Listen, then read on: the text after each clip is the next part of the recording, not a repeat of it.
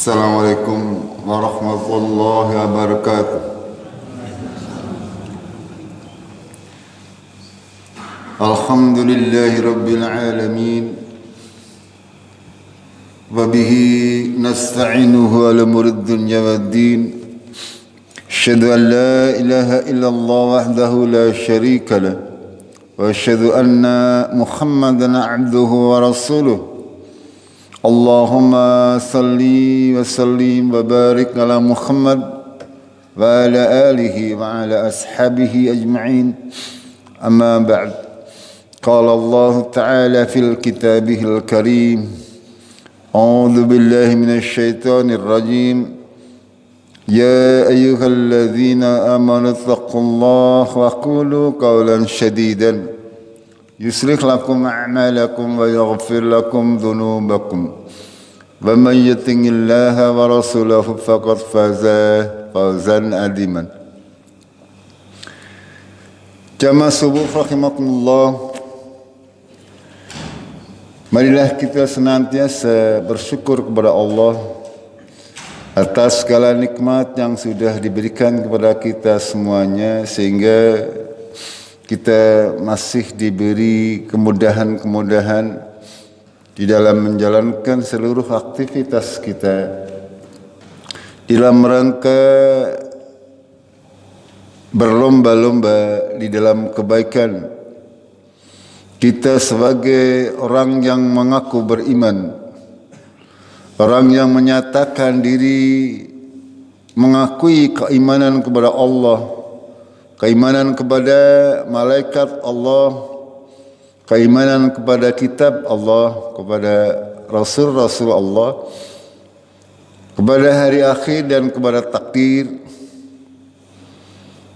Kita harus senantiasa berusaha untuk mengamalkan bentuk keimanan kita di dalam kehidupan kita sehari-hari.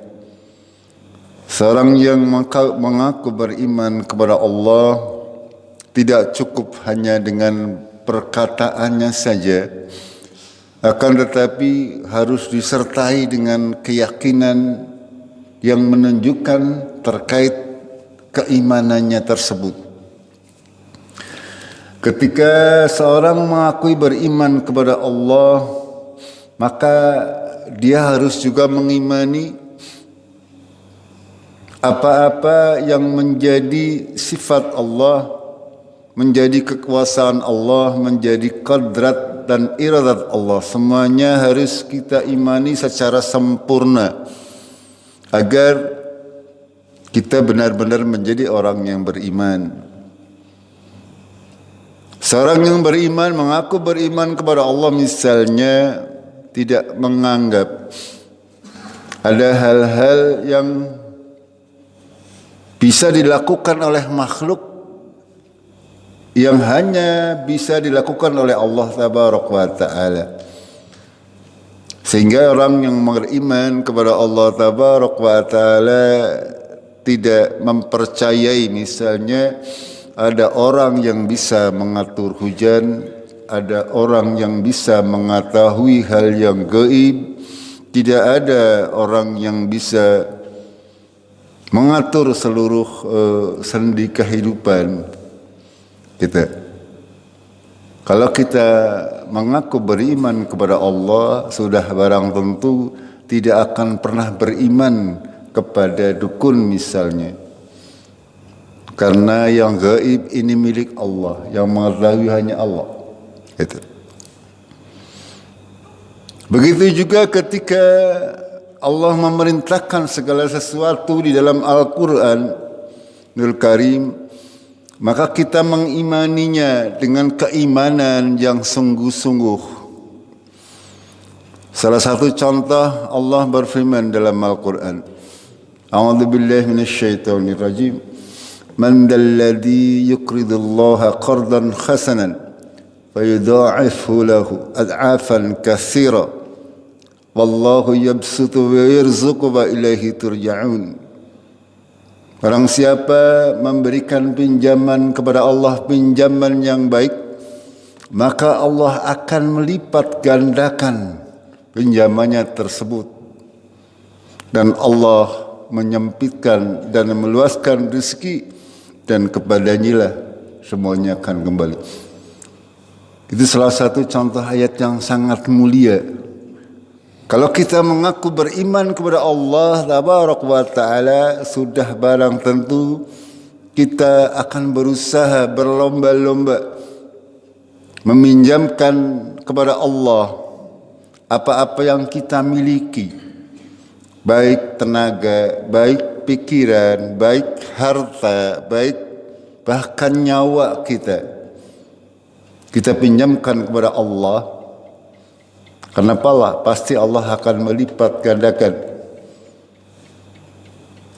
Kan tetapi pada kenyataannya tidak semuanya orang yang beriman menjalankan itu.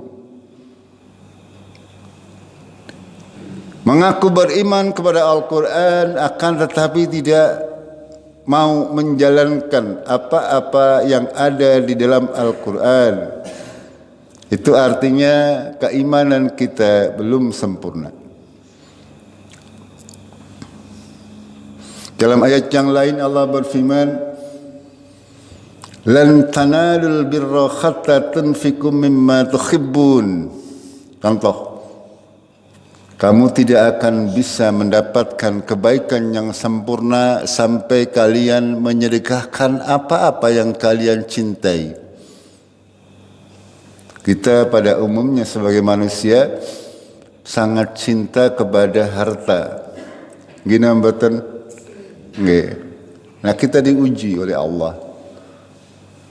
Diuji. Kita tidak akan dapat mencapai kebaikan, kesempurnaan iman kita kalau kita tidak membiasakan diri untuk memberikan apa yang kita miliki di jalan Allah Tabaraka wa Ta'ala. Kita ajari diri kita, kita ajari keluarga kita, kita ajari orang-orang di sekeliling kita untuk senantiasa berusaha untuk itu.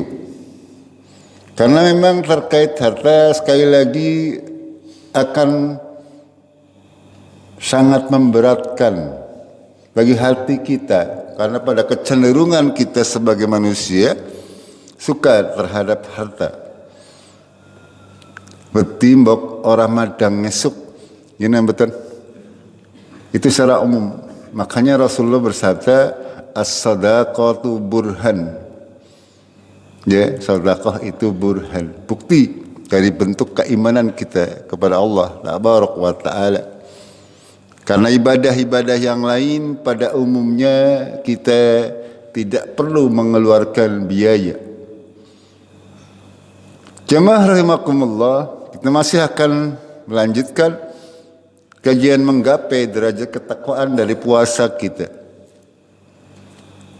Di dalam hikmah berpuasa, kita diajari oleh Allah untuk bersungguh-sungguh terhadap apa-apa yang diperintah oleh Allah dan bersungguh-sungguh untuk menjauhi apa-apa yang dilarang oleh Allah, untuk hal-hal yang halal di bulan yang lain. Itu saja kita dilatih oleh Allah untuk bisa meninggalkan. Kita meninggalkan makan dan minum tanpa ada paksaan dari siapapun juga. Artinya kita dilatih oleh Allah untuk mentaati apa-apa yang diperintah oleh Allah Tabaraka wa Ta'ala. Kita qadarullah ketika berbulan puasa, kita semuanya insyaallah sangat bersemangat untuk melakukan kebaikan-kebaikan, amalan-amalan ketaatan. Di antara hikmahnya Allah memberikan inayah kepada kita untuk lebih giat di dalam bulan Ramadan. Dan ini semuanya tanda bahwa Allah sayang kepada kita semuanya. Berapa banyak orang yang tidak ada bedanya baik di bulan Ramadan maupun bulan yang lain. Tidak ada bedanya, sangat banyak. Tidak diberi ghirah, tidak diberi semangat untuk beribadah di bulan Ramadan, apalagi di bulan selain Ramadan. Makanya kita manfaatkan ketika bulan Ramadan ini, kita semuanya berusaha untuk memaksimalkan apa-apa yang kita bisa di dalam menjalankan seluruh ketaatan kepada Allah, mengaplikasikan bentuk keimanan kita, bentuk rukun iman kita dalam kehidupan sehari-hari, dalam beribadah, di dalam bermasyarakat, di dalam bergaul, di dalam menjadi warga negara. Ini semuanya kita aplikasikan, karena agama ini bukan hanya di masjid saja, akan tetapi agama ini harus kita bawa ke lingkungan kita. Kita menjadi rahmatan lil alamin, rahmat bagi lingkungan kita. Seorang muslim harus menjadi orang-orang yang bermanfaat bagi lingkungannya, baik pikirannya, baik tenaganya, baik hartanya, baik semuanya yang dia miliki. Bukan kebalikannya, seorang muslim menjadi benalu di tengah-tengah masyarakat. Tidak seperti itu.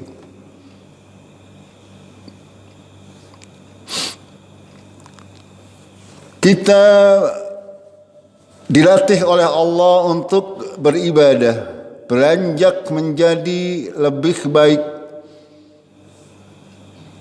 di dalam hal pensucian hati kita, di dalam hal keimanan kita.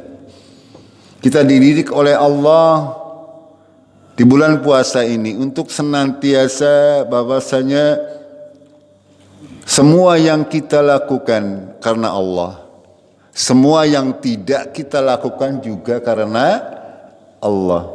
Keikhlasan kita dilatih dalam bulan Ramadan ini sebenarnya. Kita dilatih untuk membiasakan diri ikhlas di dalam setiap ibadah. Dalam sebuah hadis Rasulullah bersabda, "Laisa siyamu minal akli wasyarab." Puasa bukanlah hanya menahan makan minum saja. Innama siyamu minal laghwi warrafas. Sesungguhnya berpuasa itu adalah menahan diri dari laghw warrafas, dari laghwu dan rafas. Laghwu itu perkataan yang sia-sia, perkataan yang buruk, perkataan yang kotor. Termasuk di dalamnya perkataan-perkataan yang menyinggung orang lain dan sebagainya. Rafas itu perbuatan-perbuatan keji. Baik itu mulut kita, mata kita, tangan kita. Itu semuanya harus kita tahan. Karena apabila tidak demikian, Allah tidak membutuhkan puasa kita. Fa in sabbaka akhadun aw jahula 'alaik faltaqul inni sha'imun. Inni sha'imun. Rasulullah mengulanginya 2 kali. Ketika ada orang yang mencelamu atau berbuat usil kepadamu, kita diminta oleh Rasulullah untuk bersabar. Inti daripada ibadah puasa ini adalah melatih kesabaran. Ya. Kalau hanya sabar makan dan minum itu sih puasanya bocah cilik. Ini betul. Iya, kalau hanya bisa menahan anak kecil sudah mulai belajar anak-anak kita. Alhamdulillah dilatih sabar untuk jadi berjenjang sedikit demi sedikit. Anak-anak kita ajari. Ya, yang mampunya sampai jam 9, yang mau jam 9 suruh makan dulu. Puasa apa? Kodong pring. Esok-esok nyanding piring atau nggih kemudian. Itu. Ketika kuatnya sampai zuhur, yang mau dilatih bertahap. Karena segala sesuatu harus kita latih, ya, harus kita latih agar ketika dewasa anak-anak kita terbiasa dengan ketaatan kepada Allah Tabaraka wa Ta'ala. Ada sebuah petuah yang sangat bagus. Ini maaf, saya lidahnya itu pojokannya kegigit ya. Kadang-kadang kalau ngomong sakit, sehingga kadang-kadang keceletot lidahnya. Ada sesuatu yang ganjel. Kalau ngomong yang lain tidak masalah. Ada ketika harus mengeluarkan huruf-huruf tertentu, senyut lara tadi ini menurut pelo. Maaf nggih. Ibnu Rajab napa? Nggih. Anu kecokot kayaknya kok lidah bagian sebelah kiri. Kita lanjutkan. Ada petuah yang sangat bagus dari Ibnu Rajab Al-Hambali. Beliau mengatakan, ketahuilah bahwa amalan taqarrub mendekatkan diri kepada Allah Ta'ala dengan meninggalkan berbagai macam syahwat yang sebenarnya boleh dilakukan di luar bulan Ramadan, yaitu makan, minum, dan lain sebagainya, tidak akan sempurna hingga seseorang mendekatkan diri kepada Allah dengan meninggalkan perkara yang dia larang, yaitu dusta, zalim, perbuatan zalim, permusuhan di antara manusia dalam masalah darah, harta, dan kehormatan. Itu perkataan beliau. Ya, berpuasa itu tidak hanya meninggalkan atau sabar di dalam urusan makan dan minum, akan tapi kita juga harus meninggalkan dusta, meninggalkan perkataan yang tidak berguna, apalagi yang sifatnya namimah, adu domba, ya. Dan panjenengan kurangi untuk bermedsos, ya. Media sosial itu tanpa kita sadari, kadang kita melakukan hal-hal yang membatalkan puasa kita, karena mudah sekali kalau di medsos hanya dengan untuk mengeluarkan ini lahu warrafas, ya. Akan mudah sekali untuk melakukan perbuatan-perbuatan dosa melalui media sosial. Itu. Kita harus bisa menjaga diri kita, menjaga istri kita, menjaga anak-anak kita, ya, yang kaum muslimin yang muda-muda ini. Seorang muslimah wajib menjaga kehormatannya, baik dalam dunia real, dunia nyata, begitu juga dunia maya. Perlu panjenengan fahami ketika seorang muslimah dan muslim walaupun di media sosial itu sudah, kalau dia bermedsos secara berdua-duaan, hukumnya sama saja. Syaitan yang ketiga pasti. Ini harus kita perhatikan. Ketika ada sesuatu yang mengarah kepada perbuatan-perbuatan kecil, hindari. Itu tidak boleh kita membiarkan syaitan untuk menggoda kita. Ini akan sangat mudah di media sosial. Dari Jabir bin Abdullah juga menyampaikan sebuah wejangan. Seandainya kamu berpuasa, maka hendaknya pendengaranmu, penglihatanmu, dan lisanmu turut berpuasa dari dusta dan hal-hal haram, serta janganlah kamu menyakiti tetangga. Bersikap tenang dan berwibawa di hari puasamu. Janganlah kamu jadikan hari puasamu dan hari kamu tidak berpuasa sama saja. Harus ada bedanya. Itu. Kita tidak boleh menyakiti tetangga ketika, bukan hanya ketika puasa, kita tidak boleh menyakiti tetangga secara umum, baik di bulan puasa maupun di bulan yang lain, apalagi ketika bulan puasa. Kita dilatih oleh Allah melalui puasa ini untuk senantiasa bisa mengekang nafsu-nafsu yang buruk. Begitu juga dengan Ibnu Rajab, beliau mengatakan akhwanus siyamu tarakus syarabi wa ta'am. Tingkatan puasa yang paling rendah adalah hanya meninggalkan minum dan makan saja. Ini puasanya anak-anak, ya. Itu. Jamaah rahimakumullah, dalam sebuah hadis Rasulullah sallallahu alaihi wasallam senantiasa menyatakan kepada kita agar supaya kita berusaha untuk mencapai segala sesuatu dalam amalan-amalan kita, tujuannya adalah akhirat. Jangan sampai kita beramal dengan tujuan duniawi. Jangan sampai. Segala macam yang kita niatkan di dalam urusan ibadah, kita tujuan utamanya. Nanti dunia akan mengikuti. Seorang muslim senantiasa menjadikan akhirat sebagai barometernya, tujuan utamanya, karena beribadah itu tidak hanya sholat, puasa, dan lain sebagainya. Bahkan kita bergaul di masyarakat juga merupakan sebuah bentuk ibadah.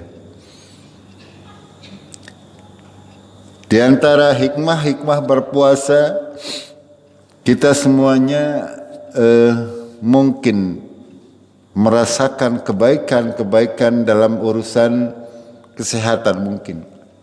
Secara umum memang seperti itu. Akan tetapi tidak menjadi tujuan kita. Kita sebagai manusia hanya mengikuti apa yang diperintah oleh Allah Tabaraka wa Ta'ala. Sami'na wa ata'na. Kami dengar, kami taat. Diperintah puasa, kita dengar perintah tersebut dan kami taat untuk menjalankannya. Sehingga kita akan mendapatkan faidah yang sangat banyak. Ya sudah kita sering mengalami orang yang di luar bulan puasa ketika Ramadan misalnya sedela mai kumat. Ngene mboten. Tapi kalau sudah puasa, qadarullah, ya mai hilang. Gini apa nggih? Itu secara umum seperti itu. Ya, segala macam penyakit, segala macam yang terjadi di tubuh kita, Allah yang mengaturnya. Sehingga ketika Allah memerintahkan segala sesuatu, kita cukup sami'na wa ata'na, yakin dengan perintah Allah. Perintah Allah semuanya mengandung kebaikan. Dan apa-apa yang dilarang oleh Allah akan mengandung keburukan. Rasulullah bersabda, Bismillahirrahmanirrahim, Man kanatil akhiratu hamma ja'alallahu ghinahu fi qalbihi wa ja'alahu syamlahu wa atathu dunya wa hiya raghimatun. Barang siapa yang niatnya adalah menggapai akhirat, maka Allah akan memberikan kecukupan dalam hatinya. Dia akan menyatukan keinginannya yang bercerai-berai. Dunia pun akan dia peroleh dan tunduk hina kepadanya. Kalau kita meniatkan segala sesuatu untuk akhirat, ya, niat pertamanya, niat awalnya ketika kita menjalankan segala sesuatu, ketika kita menjadikan akhirat sebagai niat, Allah akan menjamin kecukupan di dalam hatinya. Dunia ini akan datang dengan sendirinya. Begitu juga dalam kehidupan kita bermasyarakat. Ya, kehidupan kita bermasyarakat, ketika kita meniatkan untuk beribadah, Allah tidak lalai, Allah tidak buta, Allah tidak tuli. Tidak usah takut, Allah pasti akan memberi balasan yang lebih. Ini maksudnya. Sehingga apapun yang kita lakukan, kita niatkan ibadah kepada Allah dan dunia akan mengikuti kita. Allah akan memberi kecukupan kepada kita. Kebalikannya, wa man kanatid dunya hammahu ja'alallahu faqrahu baina 'ainaihi wa farraqa 'alaihi syamlahu wa lam ya'tihi minad dunya ila ma qaddara lahu. Barang siapa yang niatnya untuk menggapai dunia, maka Allah akan menjadikan dia kebalikannya. Kalau tujuannya akhirat, tadi semending cukup. Tapi kalau tujuannya dunia, tidak akan pernah merasa cukup. Ya, kalau tujuan kita bekerja misalnya, dalam rangka beribadah kepada Allah, kita akan diberi kecukupan, semuanya cukup. Waktunya ibadah. Berbeda kalau tujuannya hanya dunia. Ya orang ngerti waktu. Maghrib, wis kudune liren, esineng, misalnya seperti itu. Esineng ahlas, esineng pasar, ya itu seperti itu. Tuwai 100 ya ora cukup, tuwai 200 kurang baik, tuwai 1 miliar esi korupsi, gini betul?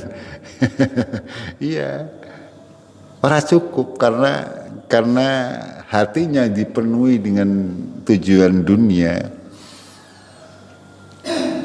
Allah akan mencerai-beraikan keinginannya. Dunia pun tidak dia peroleh kecuali yang telah ditetapkan baginya. Ya keinginannya itu banyak. Orang yang tujuannya dunia ini angan-angannya dhuwur nggih. Kepengen A, kepengen B, oh kayaknya ngurung duwe, kapan rampunge? Eta. Padahal kita tidak akan memperoleh kecuali apa yang sudah ditentukan oleh Allah untuk kita. Dengan jatahnya 100.000, ya 100.000 itu yang diperoleh. Tidak akan lebih. Itu. Dan dengan tidak perlu kita meninggalkan kewajiban kita, tidak perlu kita melanggar perintah-perintah Allah, kita akan mendapatkan seperti yang dijatahkan oleh Allah kepada kita. Itu. Jamaah rahimakumullah itu. Ya, di antara hikmah berpuasa yang sangat banyak yang bisa kita gali, yang bisa kita amalkan, terutama sebagai bentuk konsekuensi keimanan kita. Jangan hanya di lidah saja, akan tetapi hati kita juga harus mengamalkan, perbuatan kita juga harus mencerminkan rasa keimanan kita. Mudah-mudahan bisa menambah keimanan kita kajian pada pagi hari ini. Kita akhiri dengan kafaratul majlis. Subhanakallahumma bihamdik, asyhadu an la ilaha illa anta astaghfiruka wa atubu ilaik. Assalamualaikum warahmatullahi wabarakatuh.